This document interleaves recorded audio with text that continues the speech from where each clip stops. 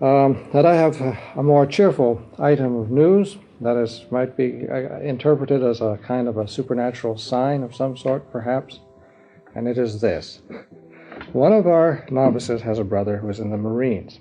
Now, this brother is stationed in Florida, and it happens that at the present time in Florida they've had a competition, a beauty contest for Miss Universe. Now, on these occasions, the Marines are called upon to escort each one of the contestants. And our brother's brother was picked to escort, guess who? Miss Norway. Without anybody knowing anything about it or anything like that, without anybody knowing there's a Miss Norway. Now, if that isn't the finger of God, probably when we get to Norway, she'll be right there on the front steps. So, fellas, plan to pack your bags. But anyway, pray for Miss Norway, for the brother of our brother, and so forth. Now, let's dig in here a little bit, again, the Greek tragedy. The big lesson that you get out of Greek tragedy is what it's all about now. This is not just entertainment, see. Greek tragedy was the meditation of the whole Athenian people and these other Greek cities. It's a meditation on the meaning of life, see. And it's also a celebration of what they believe to be the truth about life. So that, remember that your Greek tragedy is a liturgical action, see. And participation in this tragedy is kind of, it brings about a religious purification and a religious deepening of understanding of what life is about. And the great truth, see, the thing that tragedy does, the Greek tragedy does, it faces the truth of life. It does not avoid the truth of life. Remember what I said last time about these different views of life that you had in Greece, see. Now, the tragic poets, although they probably weren't too articulate about it, probably felt that they were the ones who were really looking at life as it was, and that the Homeric people were selling a too optimistic a bill of goods, see, and that maybe the Ionians were impious, see, because they were more materialistic than anything else, and that the Socratic people were also tending to be impious because they were too rationalistic, so forth. But anyway, they look at life and the structure of life and what they believe to be the great lesson of life. And the great lesson of life for the Greek tragedy people is, if you think back to what we were talking about, the Chinese, this Chinese stuff there about this center, this center and hitting the exact center of where all things converge, the point, the still point at the center of the wheel, and that sort of thing. And the Greeks are thinking pretty much along those lines too. The idea that there is an exact right center, which is not the same for everybody. It varies according to situations and cases, because that's life. See, life is something moving, it's dynamic, and so forth. And the thing to do is to be moving with life in such a way that you are always close to this center, and then you are really living. You are living in truth, see. And so the great lesson there, but of course this is an ideal, and nobody does it. And so the Greeks accept this, see, they accept the fact that this is not really possible, because it would be part of the Homeric error, or the Apollonian or Olympian error, would be to teach people that it's easy to always maintain a state of perfect equilibrium, see, that you can always be in a state of perfect balance and always do exactly the right thing or pretty close to the right thing. This is baloney, because people don't act that way. And on the contrary, life is full of these violent eruptions of things that come along, and that it is, so tragedy takes this into account, see, takes into account disorder. And tragedy is the one great sphere of Greek literature where the idea of disorder is taken care of and explained and accepted. And one of the basic things, of course, this is one of the great lessons of all philosophies and the great lesson of all life, is the first thing that a mature person has to know how to do is to accept disorder. See, you have to face the fact that while one has an ideal picture of how things are supposed to be in oneself and in the world, that this ideal is not realized. And instead of things approximating to what they should be, they are usually what they should not be. See, and a person who cannot accept this is going to have an awful lot of trouble. See, you have to accept this. This is one of the first things a person has to accept about life. It's the first thing you have to accept about the monastery. The first thing you have to accept about any kind of an organized existence or a disorganized existence. All existences are full of disorder. See? Things are always going wrong. They're supposed to go wrong. See? There has to be suffering. And so the point that Greek tragedy makes about this is that this is the precise point where a person has to learn to get with it. See? It's when there is disorder and suffering and injustice and chaos and so forth that you are at the precise psychological point where you can grow or diminish. See? And it's not, and neither one is a foregone conclusion. And so what you learn from Greek tragedy, by studying Greek tragedy, is you find the great people in Greek tragedy are the ones who catch this thing at its peak, see, and make a choice which may involve their physical destruction, but they pass through destruction into wisdom. See? In other words, there is this victory over disorder and suffering and destruction and injustice and so forth. And this is one of the great lessons of all time. This is the same sort of thing that you're getting in another form in the Hebrew prophets. See? And so it's very interesting to study Greek tragedy in terms of this lesson that everybody was learning just about then. Furthermore, this lesson it was not just expressed on an individualistic basis.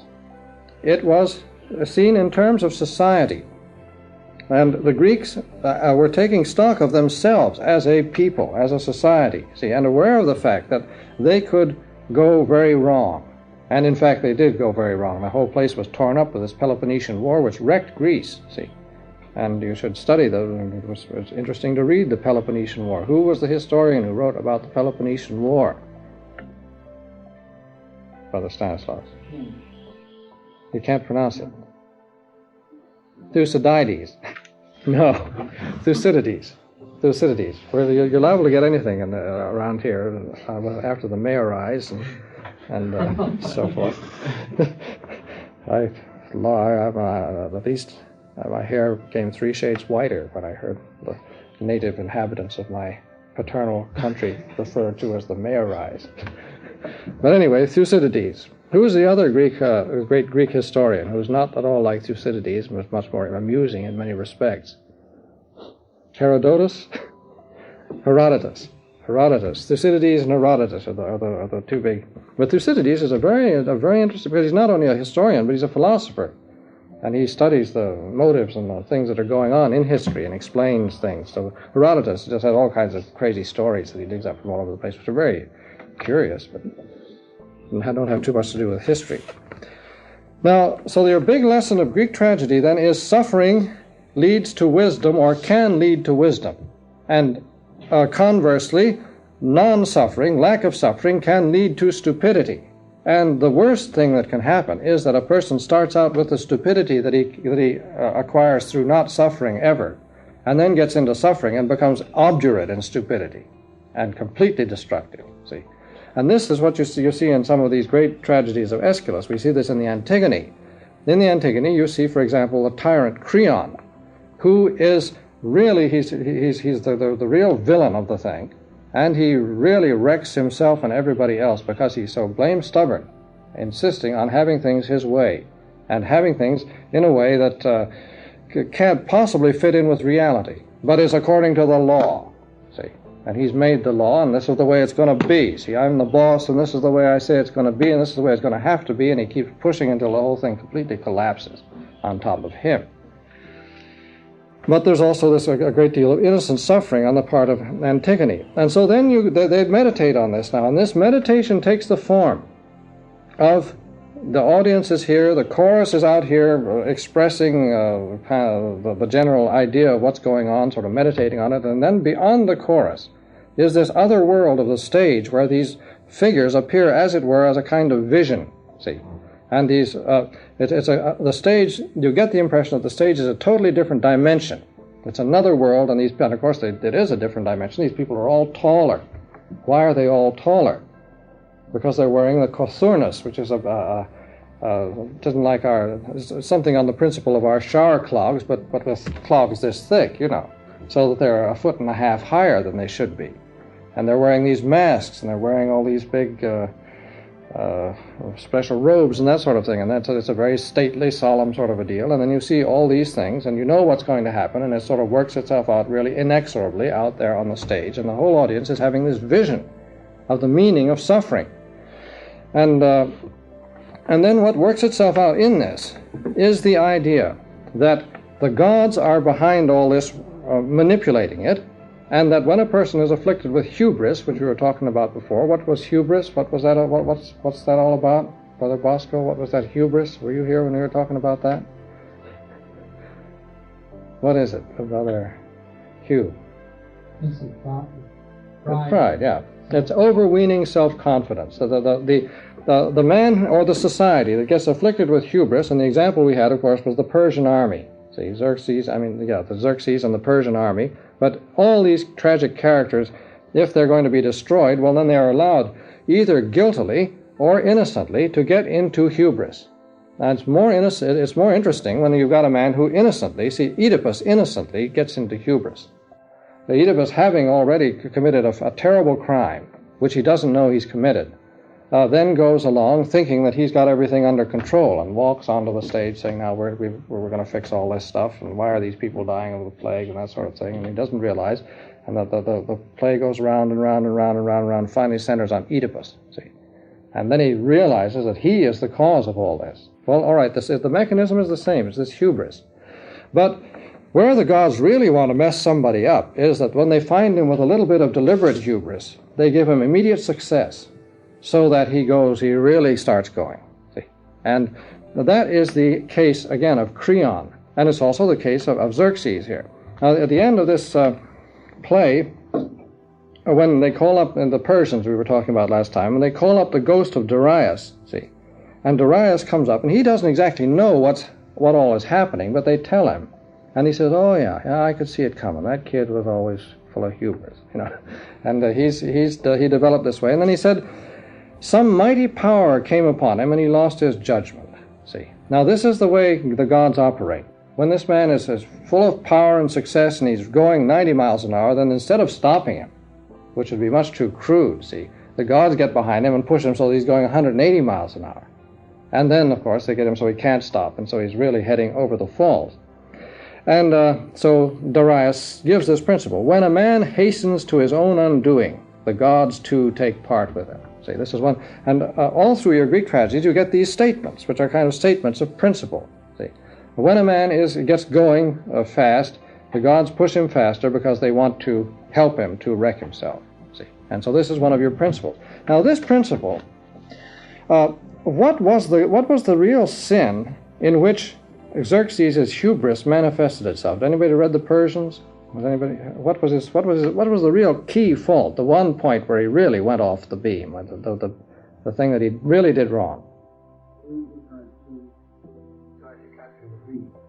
All right, but I mean, there was one incident. See, there was one crucial point in his progress towards doing this. So the one thing that he did was the most unusual thing, and he did it. And yeah, how did he get his army across the Hellespont? What's the Hellespont? Or the Bosporus? Sea dividing the continent. Yeah, it's just that little strait that goes between the Mediterranean and the Black Sea. Now, he had to get a Persian army into Greece, see. And what did he do with the Hellespont that was so bad? Yeah, he made a bridge of boats. And this, what he was doing, now what was hubris about? We'd say, well, that was kind of practical, it was a good thing to do, a smart fella, see. No, for the Greek, oh, wait a minute now, that's not a smart thing to do at all, see, because what was he doing?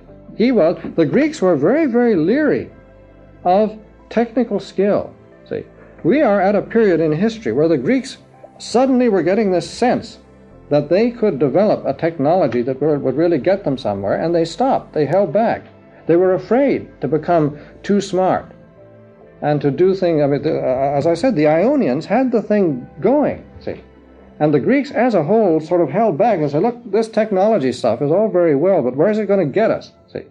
And they fall back on their big principle, which is the cardinal principle of all Greek thought, which is the principle of meden agan, or nequid nimis, or nothing to excess. Don't seek excess in anything, or don't allow yourself to go to excess in anything.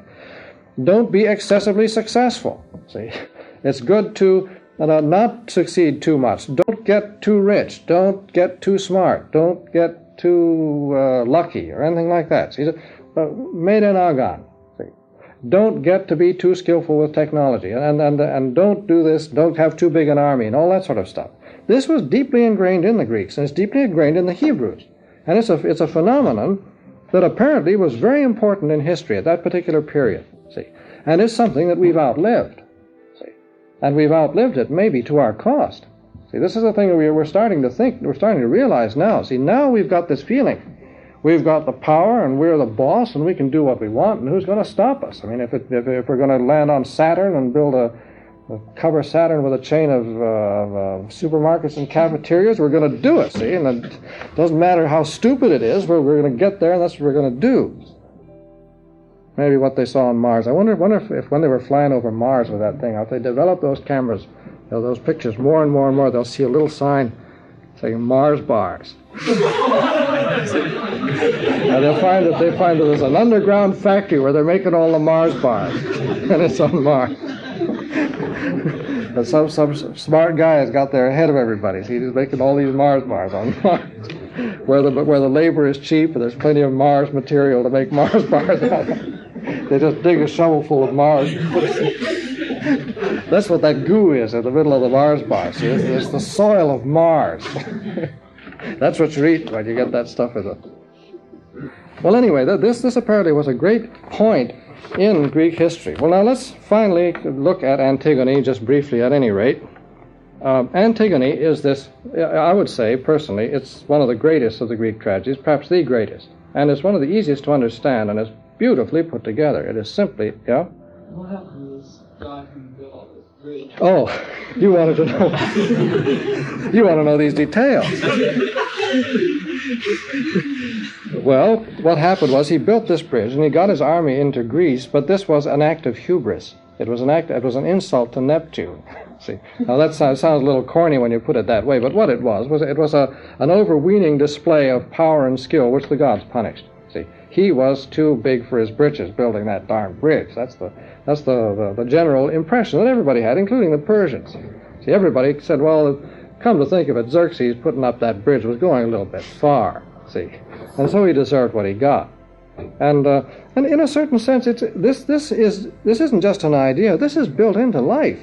See, this is a truth which is in life. There comes a time when a person just does a little bit too much. See, he just pushes the thing a little bit too far. He gets too darn good, and then something does happen. See, it isn't just an idea. You can't just go on without limit. See, you can't add one thing to another and just simply do anything you want. The only thing being to just get rid of the obstacles in a sort of a fair way or something like that. See, there's more to it than that. Now, in Antigone, who is she? She's the daughter of Oedipus. The Antigone is the third Oedipus play of Sophocles. You've got two big Oedipus plays, and then Antigone is the end of it.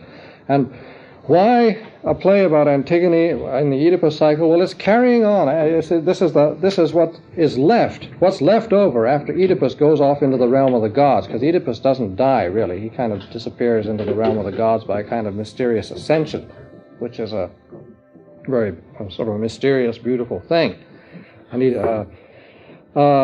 But after he has gone on, there is still left something to be taken care of. There is still a lot left over. A lot is yet coming to the family of Oedipus, and Antigone is it. She's the daughter. Now, one of the things that's not sufficiently recognized in Greek tragedy is the place of the innocent victim, and who is especially a woman. Antigone is one of them, and another one is the Iphigenia of Aeschylus, which she again is an innocent victim.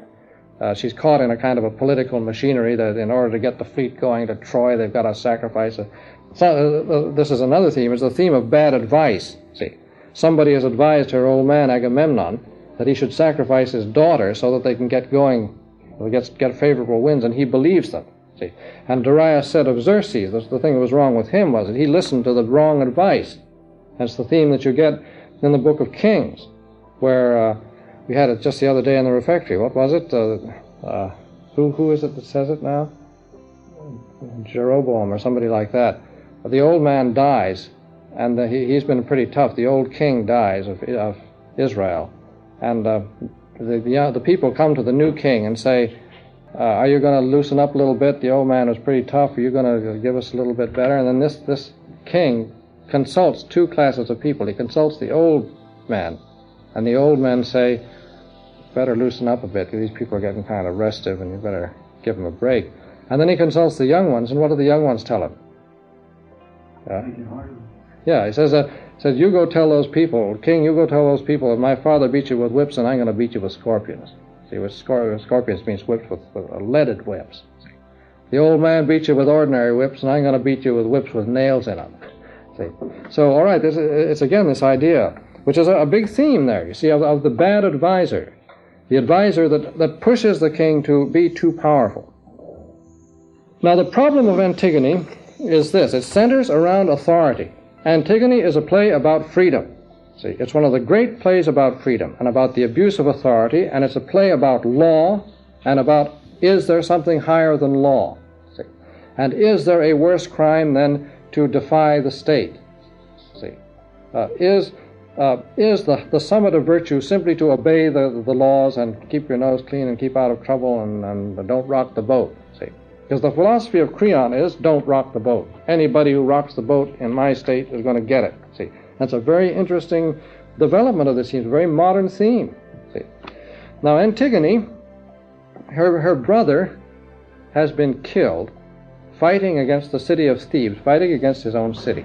Now this is part of the leftover mess of Oedipus. See, because he's a son of Oedipus, he's heading for trouble, he's bound to be in trouble, and in fact he is in trouble, and he gets killed fighting against his own city. So he's a rebel. So Creon says, okay, this fellow was a traitor and a rebel, he's not going to be buried. He's going to be left out there and the birds are going to eat him. And Antigone says, well, he's my brother. I don't care whether he's a rebel or not, I'm going to bury him. Creon says, anybody that buries that guy is going to be killed. So Antigone goes out and buries him. And that's where the play starts. And then, so the first thing that happens is, well, just before she has there's another one, a sister or some other dame called Ismene is in there. I don't know if she's Antigone's sister or just somebody, one of the gals. But she comes out with a big argument for obedience. See? And this is what's so interesting, is you've got all these people coming in and telling Antigone from various points of view why she ought to obey. And the chorus says why she ought to obey. And then Creon, of course, he's got plenty of arguments why she ought to obey. And then Antigone, each time, either just doesn't obey it, or she says, no, there's a higher obedience. I owe obedience to the laws of the gods. See, there is obedience, the obedience which is demanded by love. And these laws that you guys have made are artificial laws. They don't make sense compared with the higher law. See? And because the higher law is the one, I choose that, and if you kill me, that's just too bad, I don't care. This is what I have to do. See? And this is the way that the play develops. Now, Ismene comes in and gives a whole long argument about why we're women. We can't fight the tyrant. What do we know? We don't know what we're doing. See? Antigone says, well, I know what I'm doing. So I'm going to go, this is what the gods want, this is what I do. See? And all through here, this is the beginning, you see, of the sense of the state. This is the beginning of the state taking over functions which belong to the gods. And this is, Sophocles brings this out really clearly. So that what you've got a play about totalitarian states and obedience. See? And it's a very gripping modern kind of play. Oh. What was the effect of putting a woman in that place at that time in Greece? I don't know, because the woman didn't rate too much. See, I suppose it actually heightened the whole thing. It made it much more impressive because, well, it made it much more impressive because precisely the whole thing that Ismene is doing is emphasizing the weakness of woman. And then Antigone is showing that woman can be strong. And that's why I say that this question of the innocent victim, especially the woman who's an innocent victim in Greek tragedy, is very, very important. Because Greek tragedy, this place of the woman in Greek tragedy gives it a very special power. See, there is, in Greek tragedy, you get a strong emphasis on this polarity between man and woman, and usually man doesn't come out too well. See? If you study the Greek tragedies closely, you find that in most of them the women are the best, except, I don't know, Euripides. But certainly in Aeschylus and Sophocles, the women usually come out very well, although once in a while you get a real hellion like Clytemnestra, see, who's the one who killed Agamemnon when he came back. See, this is this whole Iphigenia story. Clytemnestra is Agamemnon's wife, the mother of Iphigenia. Agamemnon kills Iphigenia, so when he comes back, Clytemnestra is going to get him. And what is he? He comes back from the war all dirty, and she says, "Oh, honey, you need a bath." So she runs him a nice hot bath, and then when he's in it, she runs him through with a sword, and the bath is all full of blood. And of course, in the Agamemnon, there's a great deal of, this is Aeschylus, and there's a great deal of people rushing off the stage, and then a loud scream, and then somebody pulls a curtain, and it opens up, and there are bodies lying all over the place. This is Greek tragedy. But in English tragedy, English drama, you get this in the Elizabethans. You get people like John Webster and Thomas Kidd and people like that. But the last act of any play by Webster or Kidd is just people falling on their swords or falling on somebody else's sword, but they do it right on the stage. See, the Elizabethans didn't want to have anything happening off stage. It had to be right on the stage. They probably had bottles of ketchup around and so forth to produce lots of blood. That's what they did. Now, we can't go into, obviously, all the details of the Antigone here, but it's probably one of the most interesting plays that you can read, and the thing to do is to study the way this thing progresses and how Creon gets to be more and more and more stupid the more he insists on his own will and the arguments that he gives out. He gives out one crazy argument after another, which are exactly the arguments of tyrants and people like Hitler and authoritarian characters and so forth. They make no sense. They simply that I want to do it, therefore that's the way it's got to be. And then, as things go on, he condemns Antigone. Antigone buries her brother, and then somebody digs him up again. She goes back and buries him twice. So then Creon says, "Okay, we're going to bury you alive. You're so fond of burying people, and you like the dead better than living. So we're going to wall you up in a cave someplace." So he walls her up in a cave someplace, and she hangs herself in there. But meanwhile, Creon's son comes in here, and he tries to tell Creon, "Now look, everybody says that you're nuts, and Antigone is really on the right side." And Creon says, "Yeah, who do you think you are? Okay, you go in the cave too." See, and then he kills himself, or he's killed, or something. And in the end, finally comes on the scene a prophet, the blind prophet Tiresias, who comes on, and he says, when all this is piled up, see, in comes Tiresias, and Creon says, "Well, Tiresias, what do you see? How are we doing?" And Tiresias starts telling him what he sees. He says, "The gods are not going to take a single sacrifice from this joint. They're all rejected. Your enemies, they're on the way from all sides. The place is practically surrounded. And you've got to give up, and you've got to see that this man is properly buried." And so the brother, "Well, who the heck do you think you are?" and goes after him. But finally, he gives in. And Tiresias says, "What's going to happen to you is that the Furies are after you, right?" And see, the Furies are the ones who always come in at the end of the thing. The idea is that the fellow who's really done bad, in the end, in come these Furies, see, and they chase him off the stage, and the idea is that they're going to be after him for the next 20 years, see, and he's going to be having a real tough time with these ladies after him. But what finally happens is that Creon, at the end, is simply he's just kind of reduced to a complete psychological pulp by the whole thing that's happened all through this play. So the thing to do is to read a play like this and to study the speeches that these people make and study the contrast between the speeches and study how the thing develops and then study how it finally works out and then meditate on it a bit so that you see what the real meaning is that the Greeks have got out of this. To see, in other words, how this meditation spells out the theme that wisdom comes from suffering. Adiutorium nostrum in nomine Domini.